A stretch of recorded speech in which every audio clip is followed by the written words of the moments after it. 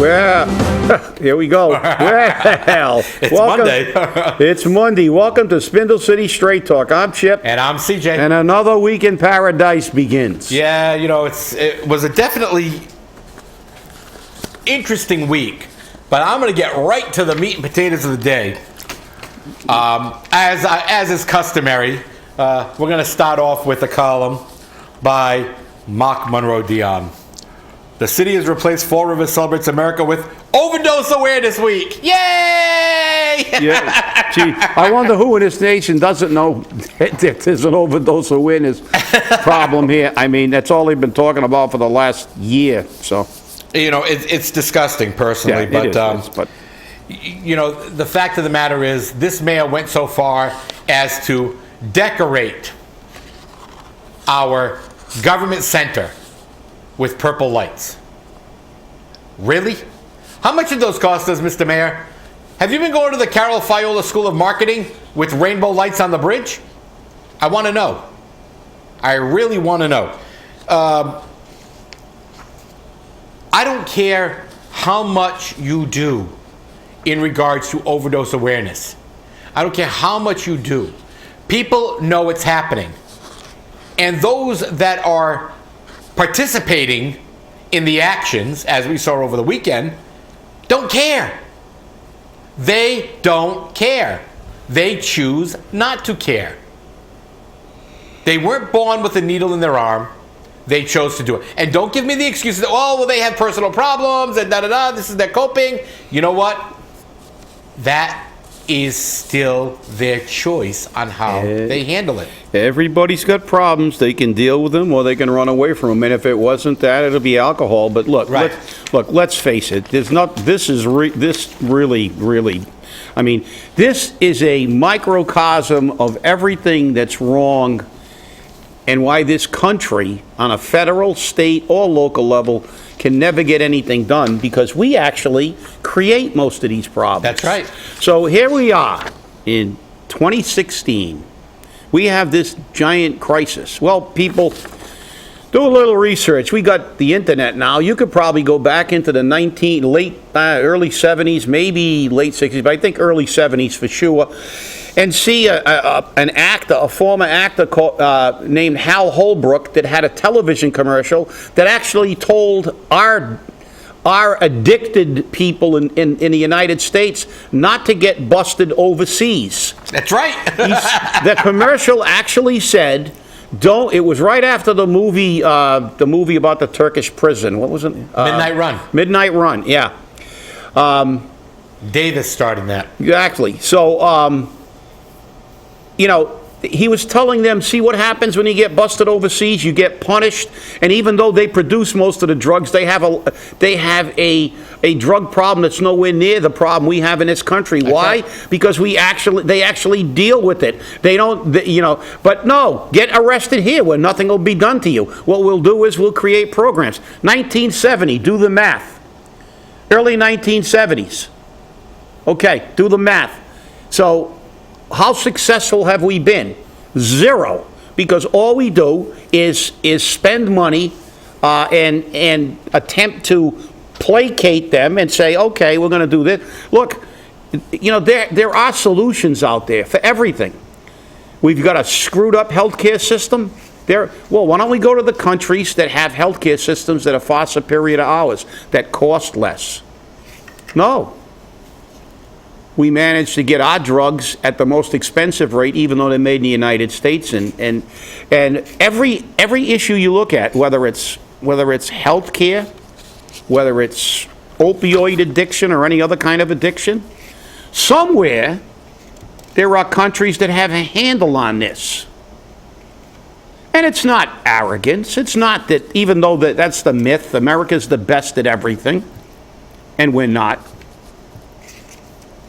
It's the freest, greatest country in the world because you can voice your opinion.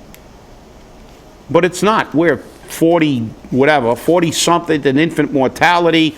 Our healthcare system is nowhere near the top.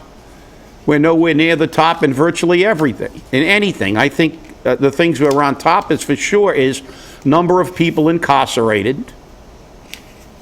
and how much money we spend in the military, on the military, and on arms, and probably we're tied for the top of the largest arms supplier in the world. So those are kind of dubious categories to be number one in. But, again, here we have, and this is all feel-good stuff. This is like, we're going to have an awareness. Who the hell isn't aware? You have to be living under a rock not to know we have an opioid problem in this country. It's on every national news media. It's on every local media. It's all over the newspapers. This is the new. I mean, how much longer are we going to state the obvious and not address the problem? You know why? Guess what? They make money from this. You really want to stop the drugs? How much money has the government made from drug forfeitures? How much money has the government made from these programs that employ hundreds of thousands of people throughout the country at all different levels? It's become part of our economy, just like the military-industrial complex. We need wars, and we need problems like this to keep America working, because we've exported all the other jobs with NAFTA and all the rest of these things. You have no real manufacturer or any kind of job in the United States, because anything that takes any kind of medium to low skilled labor has been shipped out to another country. And with that went our middle class. So we keep our people, so you can deliver pizza or Chinese food. You can get a job in government, which that's where the real oil field is. You struck oil there. Or you can get attached to one of these programs that they create. And the reality is our economy is based on things that are negative. Wars. Maine would die if they got rid of the Bath shipyard. California would cave in if they got rid of the aircraft industry. Military. The military, as Eisenhower said when he took office, beware of the military-industrial complex. So now I'm saying it. Beware of the opioid awareness complex, because it's beginning to infiltrate our society, and ultimately it's going to create so many jobs in our society we can't get rid of it. Like we can't get rid of welfare, because then you'll put everybody that works for the welfare for all the social agencies that are affiliated with welfare, they'll be out of work. Then you'll have virtually nobody working in America except politicians and civil servants. So that's it. I mean, this is just, this is in every show occurrence. We could talk about this every day, but let's look at it. Let's look at it realistically. Yeah. In 1970, we had this problem.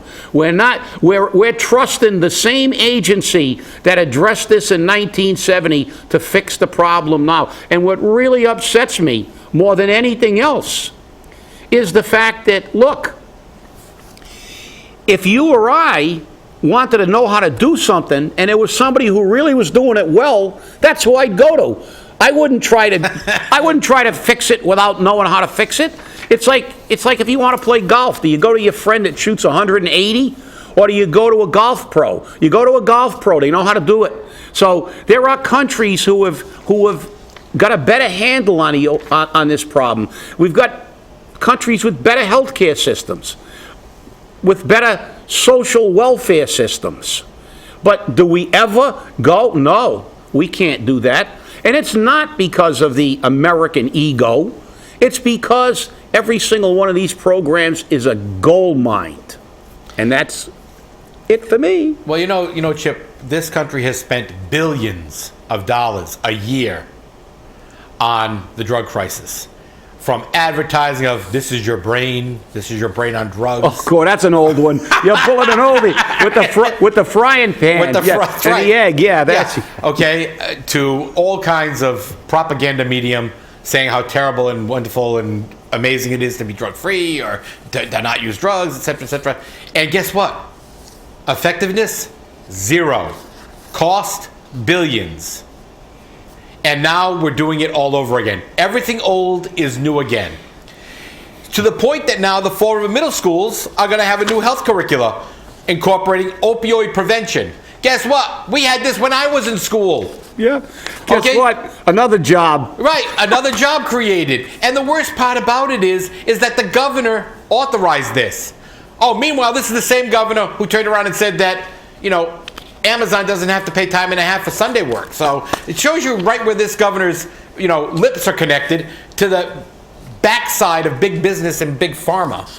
So that just makes me disgusted. But before I get on to our next big issue, I think it's important that we discuss this because this infuriates me.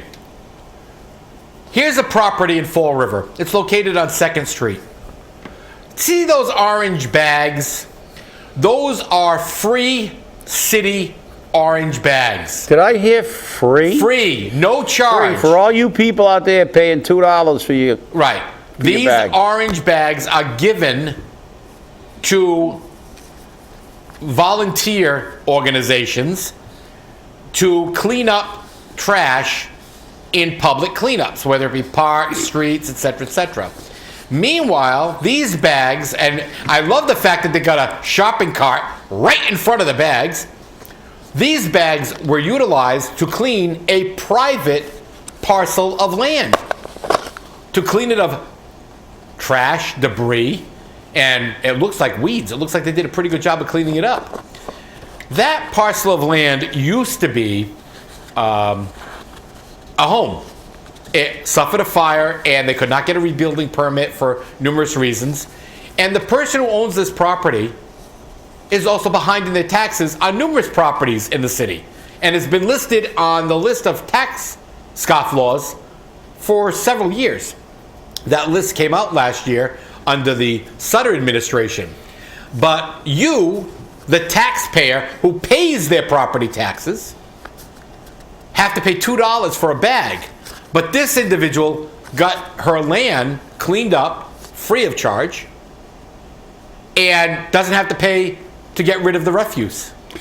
Yeah, well, I find that extremely fair. I guess those political campaign contributions really paid off. Yeah, don't pay your taxes, pay the contributions. But look, this has got a familiar ring. It wasn't a couple of shows ago we were talking about things and about things along this line, and I made it, I think I made the point that we used to receive numerous calls, and this is what bothers me about the double standard.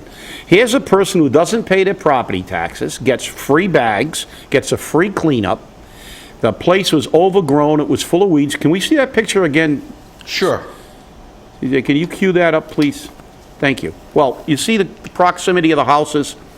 That area was severely overgrown, and it was cleaned up. But see, what bothers me is if you or I own that property and it was severely overgrown, with those houses in that proximity, someone would call the fire department and say, this is a mess, I'm afraid we're going to have a brush fire or a rubbish fire, right, and it's going to get, and there are statutes which allow an immediate cleanup and a billing of the owner. And you and I would get a bill. The city would send the fire inspector down and said, you got 24 hours to clean this up, or we're going to clean it up, or you got 2 hours to clean it if it's really bad, and you're going to clean it up, or we're going to get somebody down here by the end of the day, and if you don't pay, we're going to take it to court. But no, these people just get it. It's like Harbor Mall, no taxes, no fees, we'll do it one time. No. I don't get a one-time. If I decide not to cut my grass for the next 5 years, they're not going to come to my house and say, oh, okay, you didn't pay your taxes, you haven't cut your grass in 5 years, so what we're going to do is we'll cut your grass, we'll clean up your yard, and one time. So, But I mean, look, this is ludicrous. I mean, it's just ludicrous. These kind of feel-good things, and I know people are going to say, oh, well, you know, the people who are doing this, you're not. Oh, well, that's nice. Kudos to the people who clean the lot up. But those bags, they didn't get the bag. City didn't get those bags for free. That's right. We're paying for those bags. Those bags are factored in to the city's costs. Their budget. And guess what? We're paying. That's right. So, you know, this is the whole problem with these things. You know, Right. It may seem nice on the surface, but let's look at the ramifications. And just again, for clarity, that property is located on 2nd Street, so you're more than welcome to drive by and see it. Now we're getting on to the big issue of the week and weekend. The Great Carnival of the Holy Ghost. And yes, I called it a carnival again. Uh-oh. Yeah. You are going to Hades. Yes, I know I'm going. I've already got the phone calls that I'm going to hell. For those of you who get the Weekend Flush, thank you for your support. Thank you for your critique. Thank you for your hate mail. Really appreciate it. At least I know you're reading. You know, the Great Feast of the Holy Ghost, you know, they're broadcasting. Well, it came to an end, and many people are saying, thank God. But, you know, I have to say something very clearly. This event, and Chip, you can confirm, deny, or whatever, this event has been and will continue to be a huge public safety concern for me. I know that this event creates problems in regards to the redirection of emergency services, police, fire, EMS. They have to be redirected all around it because the area around Kennedy Park is an absolute cluster. And as I said in the Weekend Flush, if somebody needed to be airlifted from St. Anne's Hospital, they can't.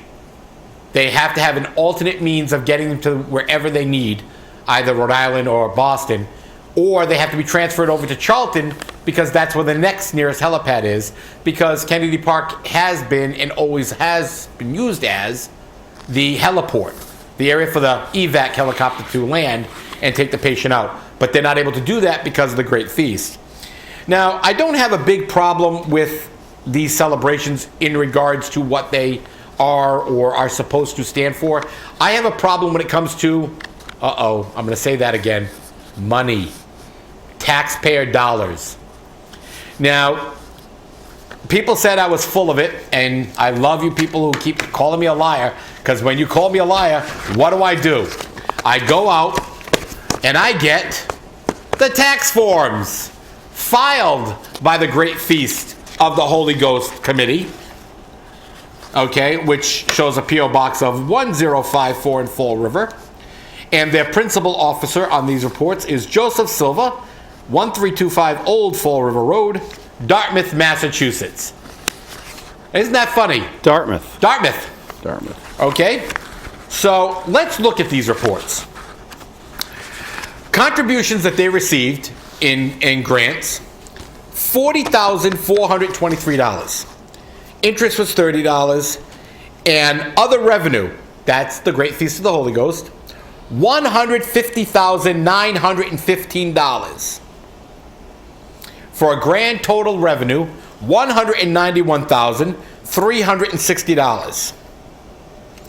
Now, their expenses that they listed was $171,914.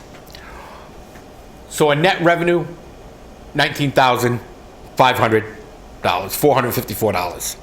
I don't have much of a problem with that. And they have $120,000 in bank accounts. Now, that's fine. But if you look at this report, it's also very similar to what used to happen with Fall River Celebrates America, which had to be canceled because it was too costly. The report doesn't show any contributions or any expenses related to Fall River Police, Fall River Fire, Fall River Park Department, Fall River EMS, none of it. They do show $115,000 for, $11,500. Add an extra number there. $1,100 for an annual banquet. $3,500 for an appreciation dinner. Wow, must have been lobster. $4,000 for sashes. I want to know where those sashes came from. Very, I will say, based on that price, they were very stylish. Yeah, they must have been very stylish. But you know, $1,516 for gas. $4,000 in change for subcontractors. And the big one was $2,290, I believe, for park cleanup. That wasn't to the city. That's who they hire. That's who they hire for this. So I started looking at these numbers saying, okay, where is because their itemization is very sporadic, very limited. And I started asking myself, why? Why? Now, for 5 years, I've been requesting from the city of Fall River, like I used to do with Fall River Celebrates America, the costs associated with these events to the city. Now, under Eddie Lambert, I was told, oh, well, that's an in-kind expense that they gave to Fall River Celebrates America. Now, Fall River Celebrates America originally was created as a city event by the city. It was turned over to the chamber. But this event was created by a group of private individuals for a religious celebration to make money. Tax-free. I don't have a problem with that either. I do have a problem with the fact that there is no proof, no documentable proof that the city is benefiting from this. They pay $6,000 in change in meal taxes. Guess what? The meal tax is 7%. And on $150,000, that comes to somewhere around $10,000, plus or minus a few $100s. But they only declare $6,000.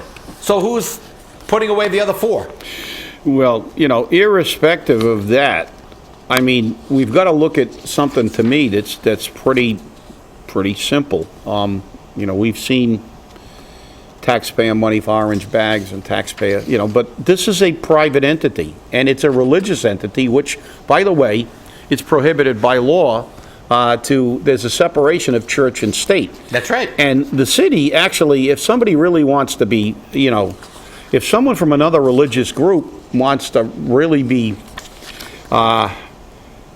aggressive, they could basically say, well, you can put, you know, you're providing police protection, taxpayer money, public money being used, so use public money for my religion or my religious organization. So if I'm a Lutheran and the Lutherans are going to have it, or one of the other Protestant sects, or another, or if you're Buddhists, or if you're Muslim, and you want to have a feast, do we have the Ramadan feast at South Park? And providing money, and this is my problem, and regardless of that, we have freedom of religion in this country, and religious organizations don't pay taxes. That's right. So now on top of that, just like when we get Amazon, they don't pay any taxes, but we also provide other services at no charge to them. And who's taking it on the chin? Again, I don't look. They can have as big a feast, even though it does create problems. I've experienced it firsthand. Even though there's a conscious effort by public safety, police and fire to try to get lanes but you know, I've had runs when that feast was on. You're running into foot traffic, motor vehicle traffic, even on the way down there. You know, there's absolutely no question that medical rescues, fire apparatus, and police responses are delayed during this to that area. So there's it does have an impact on public safety. They should be required to have it, and they should pay for it because they're a private entity. That's right. I don't begrudge anybody the opportunity to do anything they want, but they're getting the double. They're getting a double whammy because they not only don't have to pay, they're tax exempt, but now the taxpayers providing them services. That's right. And it's like and paying for it. It should not happen. And and I'm not anti-feast, but the fact is, 90%, 90, well, maybe it's an example, but, 70% of the people in that feast not even from this community. They're not even from this, some of them not even from this country. They come down from Canada by the But buses. that's the mayor's argument, because he says this is a tourism draw. But Yeah. we're not keeping the money from the tourism. Yeah. There's no hotels that can handle Well, it. I'm going to tell you, if that was really a great tourism draw and this place was thriving, we'd have a lot more businesses, because the fact is, they all stay there and eat at the concession stand. That's right. Or they might walk across the street and go to the Portuguese restaurant because it's a Portuguese feast. But nobody is going shopping in any other type of store in Fall River. That's right. Or any other restaurant that's not in an extremely close proximity. And just as Fall River celebrates America and the powerboat races, we don't make anything. The local businesses, because we've got all these things going and we never see a spike. We never see. If they made half the money they said they do, or half the money these people actually make was spread out through the community, some of these businesses that have gone out of business Would be thriving. Yep. I want to know how many people from the Holy Ghost Feast went to the Flint and actually shopped and spent any money in the Flint area. That's right. And you brought up the power. And by the way, we did have Mr. Raposa and Mr. Soares who turned around and said that they give to charities. And I checked. Their contributions to charities was minimal. It was $2,000 and change, $2,400 and change, I believe. So, don't give me that. That money went into somebody's pockets that are connected to the Holy Ghost Feast. But the powerboat races, they drew thousands of people. Again, traffic redirection at the same time. So now you got two areas that are needed for access to the city, and they're blocked off because of these events. Somebody's creating logistical nightmares. And the only business that thrived from this powerboat race was former city councilor Michael Lund and his marina. So again, we're and don't get me wrong, these are great events. They are great events. But who paid for the police? Who paid for the traffic control? Who paid for the parking control? And who gives out the concession permits and who That's gets right. them? I'd like to see that list, And because you're not wanna- going to tell me. It always seems that the people who are connected or in power, and they're the only ones, because people do not, I know that, I worked at the first Fall River Celebrates America. That was the one and only one I worked at. And after that, the chamber took it over. But I know people who ran them. And, those concessions make a lot of money, but people who get those concessions, there is a quid pro quo. That's right. Because you owe someone, to quote one of the people in the new city administration, you owe somebody a chit. Yep. If you get in one of these things. But CJ, let me just quickly. Yeah, we don't have a lot of time, so. I got to quickly address this new secret shopper or whatever you want to say in City Hall. I'm going to cover this on the Wednesday show, but let me tell you something. This is the most ridiculous idea I've ever heard in my life, because the fact is that secret shopper, that's just a way. What are they going to use this for? It's a form of evaluation. By the way, if you use that against anybody, you're going to end up with a suit from the union, because how do we, this isn't monitored. If you're going to have an evaluation process that has to be negotiated, why? Because what happens if now you want to get rid of somebody in City Hall and you tell one of your friends to go down and give them a bad evaluation so you can give your other buddy a job? These are just the tip of the iceberg, but I'll hit it on Wednesday. So stay angry and hold on to your wallet, because they're always coming after it. And remember, read the Weekend Flush. It's still out there.